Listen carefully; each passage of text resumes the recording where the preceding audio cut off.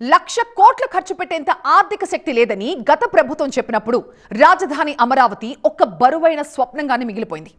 అంతక్కర్లేదు, 64,721 కోట్ల రూపాయలు చాలని ఆర్థిక వనరులను కూడా చూపించి కూటమి ప్రభుత్వం క్లారిటీ ఇచ్చిన తర్వాత అమరావతి ఇప్పుడు సాకారమవుతున్న ఒక బంగారు కలగా మారింది. పైగా అమరావతిని దానంతటా అదే ఆర్థిక వనరులు సృష్టించుకునే సెల్ఫ్ ఫినాన్షియల్ ప్రాజెక్ట్ ఆర్థికంగా ఒక గుదిబండగా చూడొద్దనే స్పష్టత కూడా ఏపీ ప్రజానికల్లో వచ్చేసింది. ప్రభుత్వం కూడా కేంద్ర ప్రభుత్వం నుంచి ఫండింగ్ రాబట్టుకుంటూ నేరుగా ముందుకే చుట్టంతో అమరావతి ఇప్పుడు వరల్డ్ క్లాస్ సిటీగా షేప్ అప్ అవుతోంది. గోస్ట్ సిటీ అన్నవాళ్లే నోరెళ్లబట్టి చూసేంతలా మారుతోంది 1000 వెలుగుల అమరావతి. కూటమి ప్రభుత్వం కొలువుదీరిన 2 ఏళ్ల తర్వాత AP capital present status report ఏంటో చూద్దాం ఇవాల్టి బర్నింగ్ టాపిక్ లో.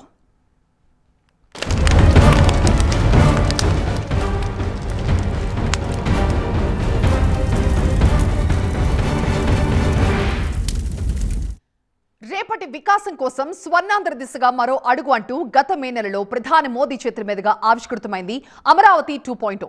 దాదాపు 58,000 కోట్ల రూపాయల విలువైన పనులకి ఒకేసారి శంకుస్థాపన చేశారు.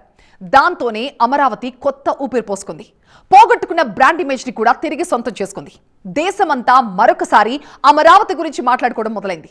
అన్ని అడ్డంకుల్ని దాటుకుని అమరావతి పునర్నిర్మాణాన్ని పట్టాలెక్కించడాన్ని ఒక ఛాలెంజ్ గా తీసుకుంది కూటమి ప్రభుత్వం.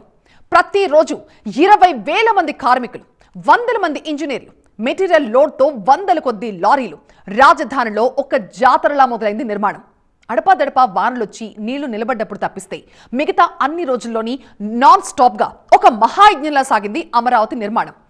ఏడాది పాటు జరిగిన రాజధాని యాగం ఒక స్పష్టమైన ఫలితాన్నైతే ఇచ్చింది. అమరావతి 2.0 ఫస్ట్ చాప్టర్ మరికొన్ని గంటల్లో చాలా గ్రాండ్ గా ఆవిష్కృతం కాబోతోంది. CRDA headquarters ultra modern హంగులతో కార్పొరేట్ తరహాలో 7 అంతస్తుల్లో రూపొందిన అద్భుతమైన నిర్మాణం. గత అక్టోబర్లో సీఎం చంద్రబాబు చేతుల మీదుగా ప్రారంభమైంది. అమరావతి 2.0లో అందుబాటులోకి వచ్చిన మొట్టమొదటి పూర్తిస్థాయి భవనం ఇదే. ఇప్పుడు 2 అడుగు అంతకంటే గ్రాండ్ గా NH16 తో అనుసంధానిస్తూ 21.77 కిలోమీటర్ల సీడ్ యాక్సెస్ రోడ్ మరికొన్ని గంటల్లో ప్రారంభానికి సిద్ధంగా ఉంది. ప్రజాప్రతినిధుల కోసం నిర్మించిన భారీ నివాస సముదాయం కూడా ప్రభుత్వానికి అప్పగించే కార్యక్రమం ఘనంగా జరగబోతోంది. గురువారం జరిగే ఈ మెగా ప్రోగ్రాంతో వైబ్రెంట్ అమరావతి గురించి దేశమంతా మాట్లాడుకునేలా చెయ్యాలన్నది కూటమి ప్రభుత్వ ఆలోచన.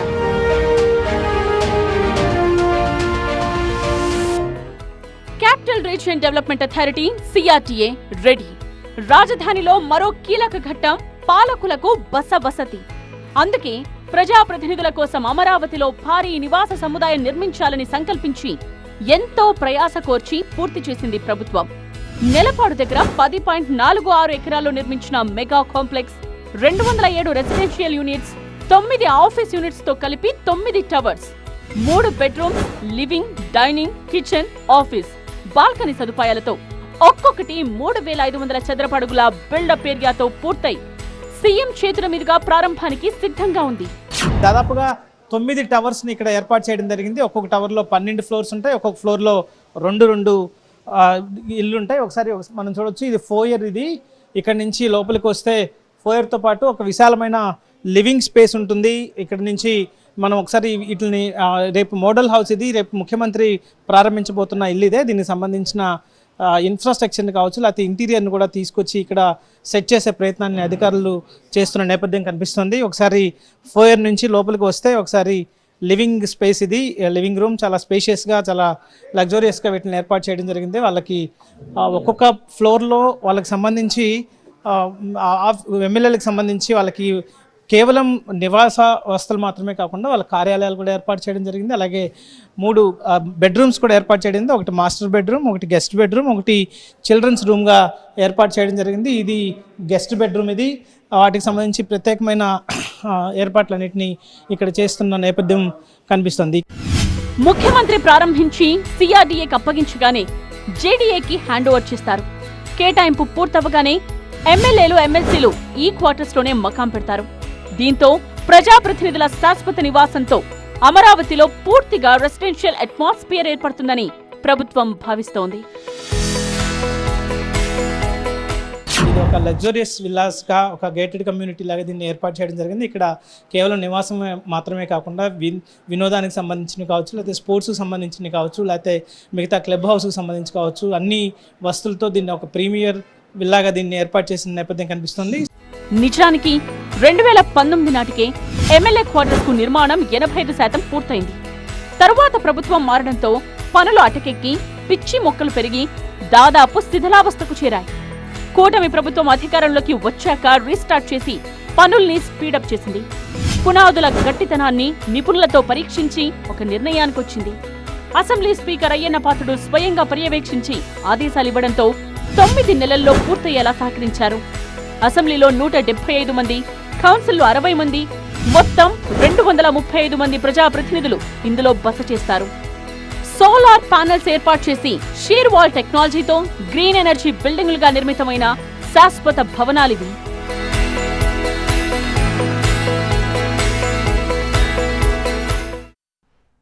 అమరావతిలో అద్భుతమైన నిర్మాణాలే కాదు, అక్కడికి చేరుకునే మార్గాన్ని కూడా సుగమం చేస్తోంది ప్రభుత్వం. విజయవాడ నుంచి ఇప్పటి వరకు కృష్ణా కరకట్ట మీదుగా రాజధానికి రాకపోకలు జరిగేవి. కానీ ఇది ఇరుగ్గా ఉండడంతో వాహనదారులకి ఇబ్బందులు ఎదురయ్యేవి. దీనికి ఒక శాశ్వత పరిష్కారం సీడ్ యాక్సెస్ రోడ్. రాజధాని కోర్ ప్రాంతాన్ని విజయవాడ జాతీయ రహదారితో అనుసంధానించే రాజమార్గం అమరావతికి ఇప్పుడు ఇది సరికొత్త ఆభరణం.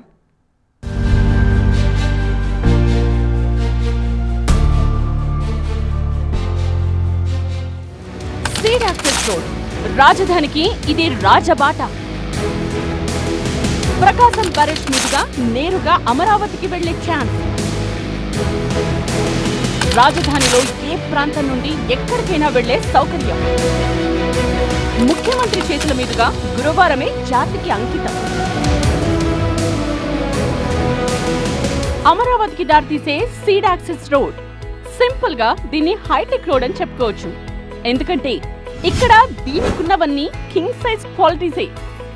పొడవు 21.77 కిలోమీటర్లు, వెడల్పు 60 మీటర్లు, మొత్తం 3 దశల్లో నిర్మించారు.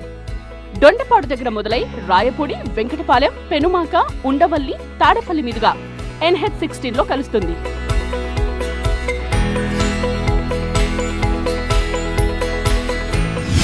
ఫేజ్ 1 14.35 కిలోమీటర్లు, దొండపాడు నుండి తెన సత్యనారాయణరాజు ఆశ్రమం వరకు. ఫేజ్ 2 3.92 కిలోమీటర్లు, వెంకటపాలెం నుండి ఉండవల్లి వరకు. ఫేజ్ 3 3.5 కిలోమీటర్లు, ఉండవల్లి మేజర్ వంతెన నుండి మణిపాల్ దగ్గర NH16 తో అనుసంధానం. కొంత దూరంలో ఒక ఇంటర్చేంజర్ వస్తుంది. అక్కడి నుంచి ఎలివేటెడ్ కారిడార్ 3.5 కిలోమీటర్ల ఎలివేటెడ్ కారిడార్ని తీసుకుని మణిపాల్ హాస్పిటల్ వద్ద చెన్నై కలకత్తా రహదారి మార్గాన్ని దాన్ని కలపోతున్నారు. సో ఇక్కడి నుంచి ఇక్కడ మనం చూస్తే ఇది ఉండవల్లి తాడేపల్లికి ప్రాంతాన్ని కలిపే రహదారి ఇది. సో దాన్ని ఇక్కడి నుంచి ఇటువైపుకి వెళ్తే విజయవాడ నగరానికి వెళ్ళిపోవచ్చు. చాలా వేగంగా అమరావతికి వెళ్ళొచ్చు. భవిష్యత్ అవసరాలను దృష్టిలో పెట్టుకుని ఈ మొత్తం సీడ్ యాక్సెస్ రోడ్ని నిర్మించడం జరిగింది. నేషనల్ హైవేకి ఏమాత్రం తీసిపోని విధంగా నిర్మాణమైంది సీడ్ యాక్సెస్ రోడ్. అంతర్జాతీయ ప్రమాణాలతో ప్రధాన క్యారేజ్ వే, BRTS మార్గం, సర్వీస్ రోడ్లతో పాటు cycle track, foot paths, green belts కూడా ఏర్పాటయ్యాయి. 280 మీటర్ల స్టీల్ బ్రిడ్జ్, 360 మీటర్ల 4 లేన్ల రోడ్, బకింగ్హామ్ కెనాల్ పై 110 మీటర్ల మేర మరో స్టీల్ బ్రిడ్జ్. ఇవన్నీ సీడ్ యాక్సెస్ రోడ్ కి వాల్యూ అడిషన్స్.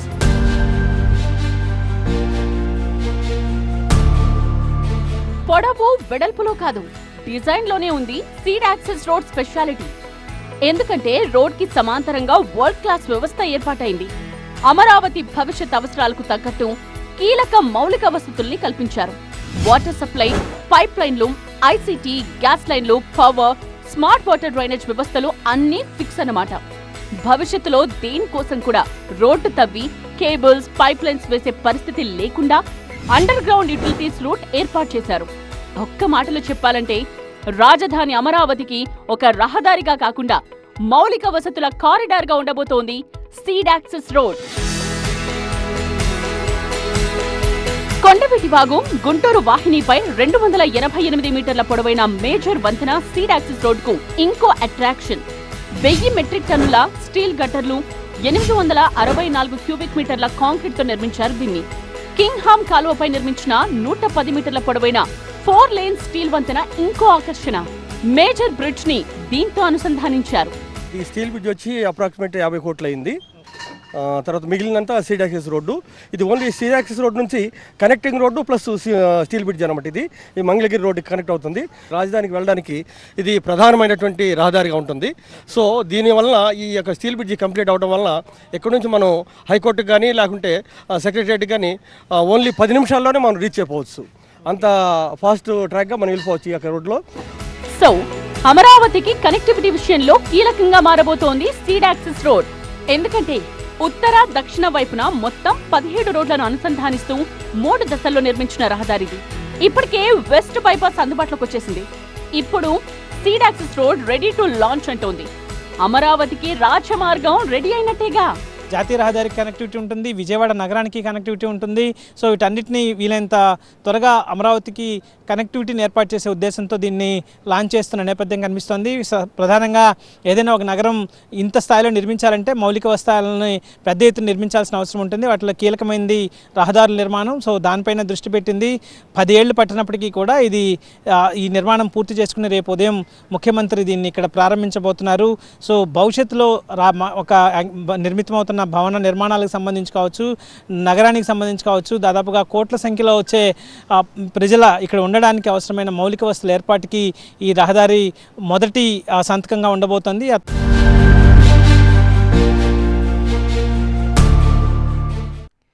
రాజధాని అమరావతి ముఖ్యమంత్రి చంద్రబాబు మానస పుత్రిక.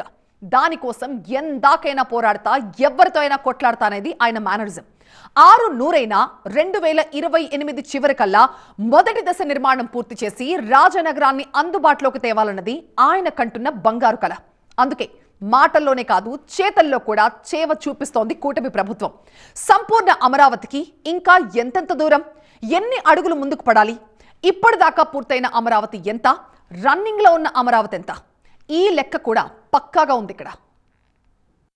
ఒక నాయకుడికి విజన్ అండ్ మిషన్ ఉంటే ఏ రాష్ట్రమైనా ఏ దేశమైనా బాగుపడుతుంది, ప్రజలు సుఖంగా ఉంటారు. న్యాయ పోరాటాలు, భూసేకరణ సమస్యలు, నిలిచిపోయిన నిర్మాణాలు, ఇది ఒకప్పుడు అమరావతి పరిస్థితి. ఇప్పుడైతే మారిపోయింది.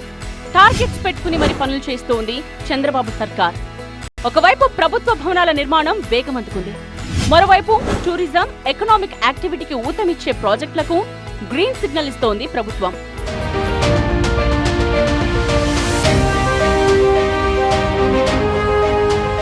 రాజధాని నిర్మాణాలకు వెన్నుముక్కగా భావిస్తోన్న సీడ్ యాక్సెస్ రోడ్ పూర్తయి మరికొన్ని గంటల్లో వాహనదారులకు అందుబాటులోకి రాబోతోంది. అటు ప్రభుత్వ భవనాల నిర్మాణాల్లోనూ గేర్ మార్చింది ప్రభుత్వం. ఎమ్మెల్యే, ఎమ్మెల్సీ నివాస సముదాయాలు రెడీ టు ఆక్యుపై అంటున్నాయి. అక్టోబర్లోగా మంత్రుల నివాసాలు, డిసెంబర్లోగా ఐఏఎస్ అధికారుల నివాసాలు పూర్తి చేసి జీఏడీకి అప్పగించడానికి యుద్ధ ప్రాతిపదికన జరుగుతున్నాయి పనులు. ఫస్ట్ ఫేజ్ లో 44 ప్రభుత్వ భవనాలను అందుబాటులోకి తీసుకురావాలన్నది టార్గెట్. ప్రతిరోజు పనులను సమీక్షిస్తూ పరుగు పెట్టిస్తున్నారు మున్సిపల్ మంత్రి నారాయణ. హెడ్జెస్ క్వార్టర్స్ కావచ్చు, ఎన్జిఓ క్వార్టర్స్ కావచ్చు, అట్లాగే మంత్రుల క్వార్టర్స్ కావచ్చు, గవర్నర్ గారి కార్యాలయం నివాసం కావచ్చు, ఇవన్నీ కూడా అద్భుతంగా జరుగుతూ ఉన్నాయి. ఎన్జిఓ క్వార్టర్స్ కూడా అందరూ కూడా ఉండటానికి అక్కడ నిర్మాణాలు జరుగుతున్నాయి. అదేవిధంగా రైతాంగానికి ఇచ్చిన ఫ్లాట్లు కూడా త్వరితగతంగా ఇవ్వడానికి అక్కడ పనులు జరుగుతూ ఉన్నాయి. నవ్వుతో నా భవిష్యత్తు అనే విధంగా అసెంబ్లీ, సచివాలయం, హైకోర్టు, హెచ్ఓడి టవర్స్ ఇలా ఐకానిక్ బిల్డింగ్స్ నిర్మాణాలపై కూడా ప్రత్యేక దృష్టి పెట్టింది ప్రభుత్వం. డిజైన్స్, టెండర్స్, నిర్మాణాల ప్రోగ్రెస్ ని సమీక్షిస్తూ డెడ్ లైన్లు పెట్టుకుని ఆ దిశగా వర్కౌట్ చేస్తోంది. రోడ్లు, వంతెనలు, ప్రభుత్వ భవనాలు, నివాస సముదాయాలు, ఐటీ, టూరిజం, ప్రజా సౌకర్యాలు అన్ని రంగాల్లో ఒకేసారి పనుల్లో స్పీడ్ పెరిగింది. అమరావతిని కేవలం కార్యాలయాల నగరంగా కాకుండా నివాసం, ఉపాధి, వ్యాపారం, వినోదం, పర్యాటకం అన్నీ కలిసిన ఆధునిక నగరంగా తీర్చిదిద్దాలన్నది ప్రభుత్వ సంకల్పం. అందుకే మౌలిక సదుపాయాలతో పాటు నగరానికి ప్రత్యేక గుర్తింపు తీసుకొచ్చే ఐకానిక్ ప్రాజెక్టులను ప్రణాళికలో చేర్చుకుంది.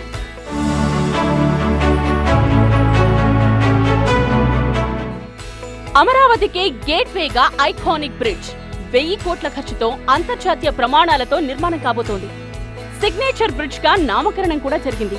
ప్రకాశం బ్యారేజ్ కి రైల్ బ్రిడ్జ్ కి మధ్యలో సీతానగరం ఘాట్ నుండి కనకదుర్గ ఫ్లైఓవర్ మీదుగా నేషనల్ హైవే 65 ని కలుపుతూ 6 లేన్స్ తో నిర్మించాలి అన్నది ప్లాన్. కూచిపూడి నృత్య భంగిమలతో డిజైన్లు కూడా రెడీ అయ్యాయి. రాష్ట్ర ఆర్థిక పర్యాటక రంగాల పురోగతికి ఈ సిగ్నేచర్ బ్రిడ్జ్ బలమైన పునాది కావాలన్నది ప్రభుత్వ ఆకాంక్ష. అమరావతి అనేది ఒక ప్రపంచ స్థాయి రాజధానిగా తీర్చిదిద్దాలి అనేటువంటిది మన ముఖ్యమంత్రి గారి ఆశయం, ఆయన ధ్యేయం. అది ఇవాళ అన్నీ తయారవుతున్నాయి. సీడ్ రోడ్లు తయారవుతున్నాయి, ఎమ్మెల్యే క్వార్టర్స్ తయారవుతున్నాయి, అలాగే ఆల్ ఇండియా సర్వీసెస్లో ఉన్నటువంటి ఐపీఎస్ కానీ ఐఏఎస్ కానీ ఇతర సర్వీసెస్లో ఉన్న వాళ్ళ క్వార్టర్స్, అద్భుతమైన క్వార్టర్స్ తయారవుతున్నాయి. ఇక సీడ్ రోడ్స్, యాక్సెస్ రోడ్స్, అలాగే అద్భుతమైనటువంటి మన కూచిపూడి భంగిమలో బ్రిడ్జిలు, కృష్ణా నది మీద బ్రిడ్జిలు తయారవుతున్నాయి. ఇవన్నీ కనిపిస్తున్నాయి మనకి. పీపీపీ మోడల్లో రోప్వే నిర్మాణాన్ని ఆమోదించింది సిఆర్డీఏ. విజయవాడ రైల్వే స్టేషన్ నుండి బస్ స్టేషన్, అక్కడి నుండి ఇంద్రకీలాద్రి, పున్నమి ఘాట్, భవానీ ఐలాండ్ మీదుగా వెంకటపాలెంలోని టీటీడీ ఆలయం వరకు రోప్వే నిర్మాణం కాబోతోంది.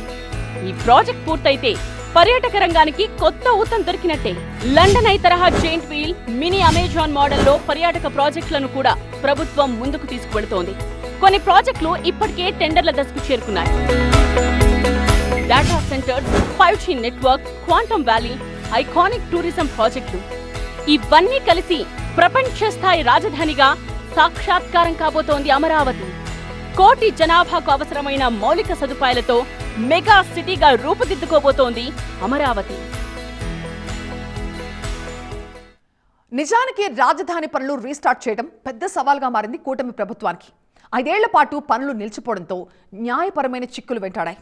ఒక్కో చిక్కుముడిని విప్పుకుంటూ ముందుకెళ్లింది ప్రభుత్వం. ప్రపంచ బ్యాంక్ ప్రతినిధులే స్వయంగా అమరావతికి వచ్చి పనులపై ఆరా తీశారు. మొత్తం గ్రౌండ్ వర్క్ పూర్తయ్యేసరికి 8 నెలలు ఆలస్యమైంది. లేదంటే రాజధాని నిర్మాణంలో ఈ పాటికి మరిన్ని అడుగులు ముందుకు పడేవి. లేటెస్ట్ గా జరుగుతున్నట్లుంది అమరావతి పునర్నిర్మాణం. దీనికి సమాంతరంగా ప్రభుత్వ, ప్రైవేట్ సంస్థలు కూడా తమ ఆఫీసులు పెట్టడానికి ముందుకొస్తున్నాయి. మొత్తంగా 106 ప్రభుత్వేతర సంస్థలు ఆఫీసుల కోసం జాగాను సిద్ధం చేసుకున్నాయి. పునాదులు కూడా తవ్వేశాయి.